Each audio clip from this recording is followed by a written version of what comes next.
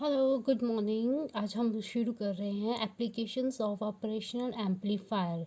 हमारी first application है inverting amplifier, second non inverting and third हम करेंगे एक एडर एम्पलीफायर। अब इन्वर्टिंग एम्पलीफायर में मैं आपको बता दूं ये इन्वर्टिंग एम्पलीफायर क्या है, जिसमें इनपुट एंड आउटपुट दोनों के दोनों फेस जो हैं वो एक फेस शिफ्ट आ जाता है, जिसमें इनपुट फेस जो है वो आउटपुट फेस वोल्टेज से 180 डिग्री का इसमें फेस शिफ्ट आ जाता है। वो इन्वर्टिंग एम्पलीफायर है, जैसे आप देख सकते हैं मैंने लिखा है। ओके, अब मेन पर्पस क्या है हमारा इसमें निकालने का इन्वर्टिंग एम्पलीफायर में, जिसमें इनपुट जो है इसमें वोल्टेज गेन जो अब ए बी है that is equal to output divided by the supply voltage that is input voltage. हमने सप्लाई वोल्टेज को इनपुट वोल्टेज रखा है, और वोल्टेज सप्लाई हमने किस में दिया हुआ है, वोल्टेज सप्लाई दिया मैंने नेगेटिव टर्मिनल में, यानी कि इन्वर्टिंग टर्मिनल में दिया हुआ है। एंड पॉजिटिव टर्मिनल को, नॉन इन्वर्टिंग टर्मिनल को हमने ग्राउंड किया है, V2 टर्मिनल से यहाँ पर ग्राउंडेड किया हुआ है। एंड आर इनपुट क्या है, ये इनपुट रेजिस्टेंस है, यहाँ पर दिया है सप्लाई वोल्टेज के क्रॉस में आगे ही दिया हुआ है, जिससे आई करंट फ्लोज होगी और I1 करंट में कन्वर्ट होगी एट V1 टर्मिनल में। और यहाँ से V2 जो है, V2 किसके थ्रू यहाँ पर जा रहा है, V2 जो जा रहा है RF रेजिस्टेंस के थ्रू V1 पे जाएगा। मींस यहाँ पर RF रेजिस्टेंस क्या है, एक नेगेटिव फीडबैक रेजिस्टेंस काम करेगा जो V2 से करंट लेके V1 पे देगा। और इसमें करंट कौन सी फ्लो हो रही है, IF करंट फ्लो हो रही है। अब V2 क्या है, यहाँ पर ये V2 है ग्राउंड पोटेंशियल है, मतलब ज़ीरो पोटेंशियल, मतलब अब करंट क्या है, ज़ीरो पोटेंशियल से फ्लो हो कि V1 हाई पोटेंशियल में जाएगी। इसलिए V1 और V2 एक दूसरे की इक्वल होते हैं, वो मैं आपको बताती हूँ आगे। आपको पहले क्या था यहाँ पर यहाँ पर RF क्यों नेगेटिव है, क्योंकि हाई यहाँ पर लो पोटेंशियल से जो है वो हाई पोटेंशियल में जा रही है, इसलिए नेगेटिव फीडबैक रेजिस्टेंस बोलते हैं हम इसे। RF को ऐसे फीडबैक रेजिस्टेंस बोलते हैं, लेकिन यहाँ पर नेगेटिव फीडबैक रेजिस्टेंस बोलेंगे। ओके ओके, देन इसको हम नेगेटिव फीडबैक रेजिस्टेंस बोलेंगे। हमारा मेन पर्पस देख लो, इसमें मेन पर्पस क्या है, हमारा मेन पर्पस है हमारा यहाँ पर मैंने बताया सप्लाई वोल्टेज, यहाँ पर V आउटपुट वोल्टेज, जो इनपुट वोल्टेज होती है आउट ऑफ फेस होती है विद दी ये आउटपुट वोल्टेज के साथ। ठीक है, अब यहाँ पर हमारा मेन पर्पस है हमें करंट निकालनी है। कौन सी करंट निकालनी है हमें, वो ये वोल्टेज गेन जो है हमारा मेन पर्पस है इन्वर्टिंग एम्पलीफायर में, जिसमें voltage gain is equal to output upon the supply voltage that is B input. अब यहाँ पर मैंने जो आपको पहले भी डिस्कस किया, यहाँ पर V1 और V2 एक दूसरे की इक्वल होगा, क्योंकि वर्चुअली ग्राउंड केस होता है। वर्चुअली ग्राउंड केस कैसे बनता है, जब आपका V2 यहाँ सप्लाई कर रहा है लो वोल्टेज से हाई वोल्टेज में जा रहा है, और V1 यहाँ पर दोनों वर्चुअली एक कनेक्टेड हो जाते हैं उससे। ठीक है, तो उसमें क्या करता है कि ग्राउंड केस में जब V1 V2 virtually connected to each other and this stage is known as the ground state, तो वर्चुअली ग्राउंड केस बन गया एक नया। अब potential at point A and B दोनों इक्वल हो जाएंगे, सच दैट अगर V2 ज़ीरो होगा, जब ग्राउंड पोटेंशियल है तो V1 भी आपका एट पॉइंट टर्मिनल A पे जो V1 भी वो ज़ीरो हो जाएगा। ये आपने पॉइंट टू भी रिमेंबर रखने हैं। ठीक है, अब आ जाओ यहाँ पर किरचॉफ्स लॉ लगेगा आपके इस सेक्शन में। ओके, अब आपका किरचॉफ्स लगेगा यहाँ पर किस सेक्शन में, यहाँ पर लगेगा। अप्लाई किरचॉफ्स लॉ हियर, यहाँ पर इस केस में, यहाँ पर देखो फिगर में जो आई है करंट जो है इनकमिंग करंट है that is equal to leaving current. कौन कौन सी करंट है, incoming current for supply voltage से आ रही है, जो जा रही है किस पे, I1 पे से जा रही है, और यहाँ से जो होके एक IF करंट भी जा रही है।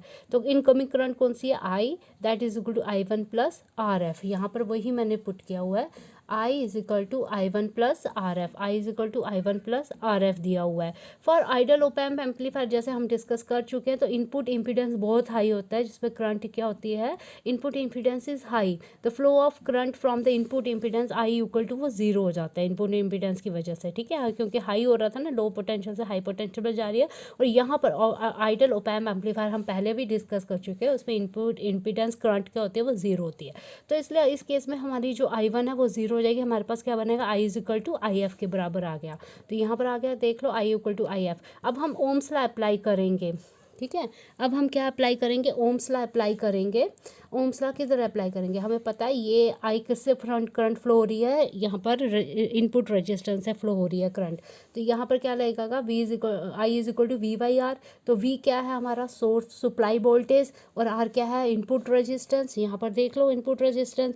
और आर एफ किस किस पोटेंशियल के बीच में है, आउटपुट पोटेंशियल और V I at voltage at the terminal B, means potential V1 potential पे है। तो यहाँ पर कैसे लेगा final minus initial V1 minus V0, ठीक है। ये पोटेंशियल डिफरेंस किस किस के बीच में, आउटपुट और इनपुट। ये इनपुट कौन सा है हमारा यहाँ पर V1, output and potential difference output and terminal ए के बीच में है। तो V1 माइनस V0 और रेजिस्टेंस क्या है हमारा RF है, ठीक है। Current is equal to V by R होता है ना, तो V हमारा पोटेंशियल डिफरेंस बना। अब इस केस में मैंने आपको पहले वर्चुअली ग्राउंड केस जो मैं आपको डिस्कस कर चुकी हूँ उसमें क्या था, V1 is equal to V2 is equal to 0। तो उस केस में V1 हमारा 0 हो जाएगा। देख लो यहाँ पर V1 हमारा क्या आ रहा है, मैं लिख लेती हूँ V1 इज इक्वल टू 0 है। ओके देन अब देखो यहाँ पर हमने अब कंडीशन अप्लाई कर दी, वो source voltage as it is. अब इक्वेशन क्या बन जाएगी, minus V0 divide by RF। तो V0 इसको सीधे लिख दो, और हम ऐसे भी लिख सकते हैं अगर हम इंटरचेंज कर देते हैं इसको, तो हमारा क्या बनेगा V0 को हम इस साइड इनको इन्वर्ट कर देंगे, इन्वर्ट करेंगे तो क्या आएगा V0 बाई VS। तो RF नेगेटिव में ऊपर आ जाएगा ना, नीचे था तो RF इस साइड आ जाएगा, तो इन्वर्ट करेंगे RF के पास नेगेटिव साइन आ जाएगा, RF upon R input resistance. तो यहाँ पर हमारा क्या बन रहा है, यहाँ पर नेगेटिव रेजिस्टेंस आ रहा है। यहाँ पर देखो तो वोल्टेज गेन वैल्यू, अब मैंने आपको स्टार्टिंग में ही बताया था AV क्या है मेरा voltage gain, that is B output upon input, B supply voltage. तो हम यहाँ पर AV क्या आ जाएगा, V output upon B input. तो therefore AB is equal to negative of feedback resistance upon the input resistance. तो नेगेटिव वोल्टेज क्या शो कर रहा है, नेगेटिव जो फीडबैक क्या शो कर रहा है, नेगेटिव फीडबैक ये शो कर रहा है वोल्टेज गेन में कि input is out of phase with respect to the output voltage. अब आ जाओ सेकेंड एप्लीकेशन आपकी है, दैट इज ध्यान से देखिए, ये है नॉन इन्वर्टिंग, ठीक है, यहाँ से दिख रही है आपको, दैट इज नॉन इन्वर्टिंग। अब ठीक ठाक दिख रही है, ओके। नॉन इन्वर्टिंग एम्पलीफायर क्या है, जिसमें मैंने आपको इन्वर्टिंग बताया था, जो जिसमें आउटपुट वोल्टेज और इनपुट वोल्टेज क्या होती है, वो आउट ऑफ फेस होती है, 180 डिग्री का फेस डिफरेंस आ ही जाता है। और नॉन इन्वर्टिंग क्या है, जिसमें हम सप्लाई वोल्टेज किसको देते हैं, यहाँ सप्लाई वोल्टेज पॉजिटिव टर्मिनल को देते हैं। उसमें क्या होता है, जो इनपुट फेज और आउटपुट फेज डिफरेंस नहीं होता है, उसमें इनपुट और आउटपुट एक ही फेज में वोल्टेज सप्लाई होती है, एक ही फेज में वोल्टेज निकलती है, ठीक है। जैसे इनपुट की वोल्टेज आ रही है वैसे ही आउटपुट वेव की वोल्टेज आ रही है, वो लिखा हुआ है आपको। अब आ जाओ इसका सर्किट लेवल डायग्राम थोड़ा सा डिस्कस करती हूँ। ये क्या है, operation in which face with its input voltage is, जिसमें जो एम्पलीफायर जिसमें output voltage is in face with the input voltage, उसको क्या बोलते हैं, नॉन इन्वर्टिंग बोलते हैं।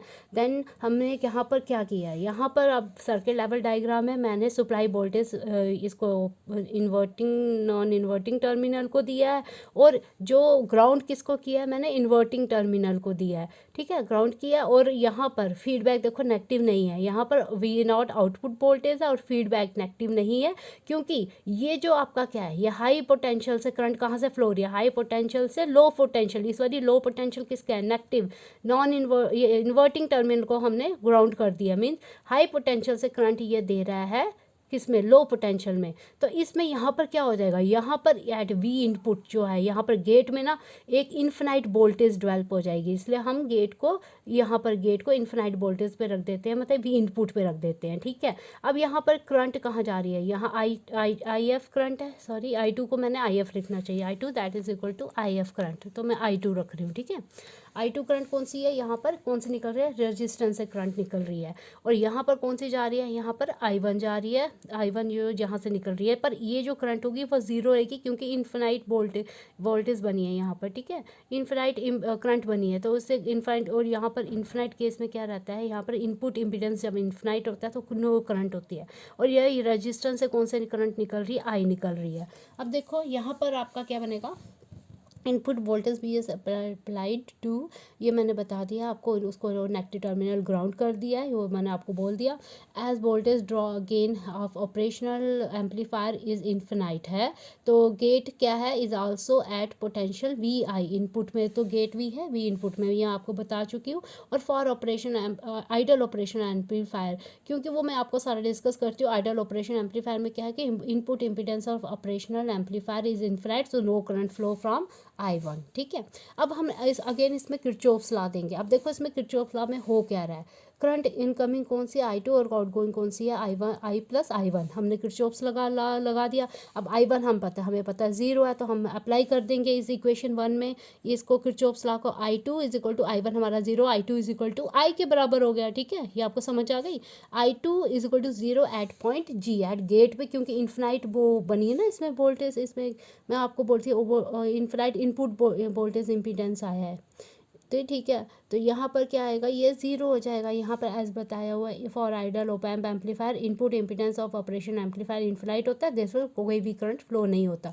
तो I1 आपका 0 आ गया, तो I2 is equal to I के बराबर आ जाएगा, और हम ऐसे भी लिख सकते हैं I इक्वल टू I2।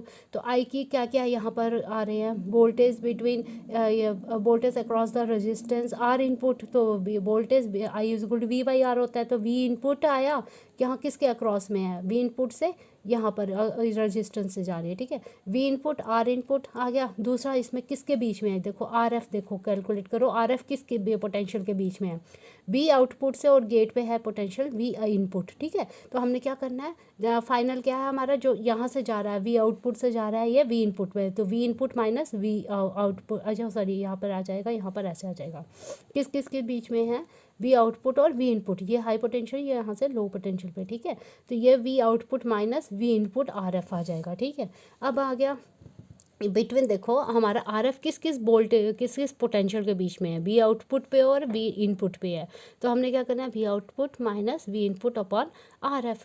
तो अब क्या करेंगे हम, इसको हम ऐसे भी लिख सकते हैं कि V आउटपुट बाई ये R input, V input by R input, V output upon RF feedback resistance minus V input upon the feedback resistance. अब हम इसका इस साइड कर लेंगे, इसको हम शिफ्टिंग कर देंगे, ये वाली साइड इधर आ जाएगी, तो V output upon feedback resistance RF is equal to, ये वाला V एज इट इज़ आएगा यहाँ पर, और ये प्लस में हो जाएगा, ये उधर शिफ्ट हो जाएगा। फिर हम क्या करेंगे, V इनपुट को कॉमन निकाल लेंगे, और उससे क्या होगा, V इनपुट कॉमन निकाल दिया, V इनपुट यहाँ पर कॉमन निकाल दिया, V इनपुट इस साइड आ जाएगा नीचे, V आउटपुट के नीचे, क्योंकि हमने वोल्टेज गेन बनाना है ना, दैट हमने पीछे पढ़ा A V is equal to V output upon V input.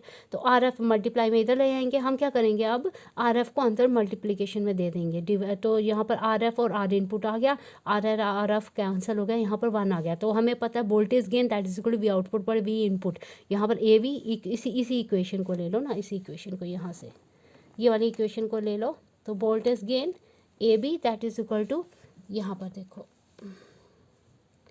Voltage gain A B that is equal to RF by R input plus 1 आ गया। तो यहाँ पर ए बी पॉजिटिव है, यहाँ पर कोई भी फेज डिफरेंस नहीं है। ये आपकी हो गई कौन सी, second, that is non inverting amplifier. अब आ जाओ आपका, यहाँ आ जाओ, यहाँ देखो समिंग एम्पलीफिकेशन आ जाए। अब आ जाएगी आपके समिंग एम्पलीफायर, ठीक है, ओके आ रहा है ना, ओके समिंग एम्पलीफायर आ जाता है अब आपका। मैं एक साथ ही करवा रही हूँ ताकि आपको कोई प्रॉब्लम नहीं हो। समिंग एम्पलीफिकेशन में देखो क्या क्या है, दिख रहा है ना आपको, इस सर्किट में देखो फिगर में, यहाँ पर मैंने क्या किया, समिंग एम्पलीफायर में थर्ड इसकी जो एप्लीकेशन है वो समेर और एडर एम्पलीफायर, ठीक है। इसमें हमने क्या क्या किया है, यहाँ पर नेगेटिव जो है उसको हमने